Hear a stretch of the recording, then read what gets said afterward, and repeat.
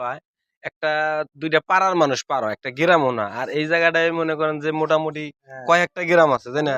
আমাকে মাহমুদনগর ইউনিয়নের মানুষ গুলো এদিক দিয়ে যাতায়াত করে। মামুনগর যায় থলচার ইউনিয়ন, থলচর ইউনিয়ন তিনটা যায় বাইলা ভাড়া মানুষ। না না থলচার আলাদা। তাহলে আর এই জায়গাটায় দেখা যায় যে ব্রিজ দুই মুড় থেকে রাস্তায় চাপাই না, মাঝখানে অল্প একটু ব্রিজ দিলেই মোটামুটি মানুষের যাতায়াত। আমরা জনগণের যে দূর করছি, আমরা যদি ইচ্ছা করতাম যে আরো গুছা করবো।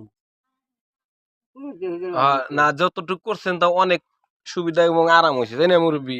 দক্ষিণ সাইড দিয়ে ব্রিজ দিলে একটা খালের মধ্যে খালি রাস্তা বাইর করে নিয়ে গেলি বলে একবার টেহা না ওই যে ওদিক দিয়ে অল্প। তুমি তো বুঝলা। অবশেষে দীর্ঘ 1 ঘন্টা অপেক্ষা করার পরে যে খাওয়া আসছে, আপনারা দেখুন কতটা কষ্ট করতে হয় এই ভবানীপুরের মানুষের। গাড়িতে আইলো না, না গাড়ি আনা হলে না, না থেকে গাড়িতে নিবেন।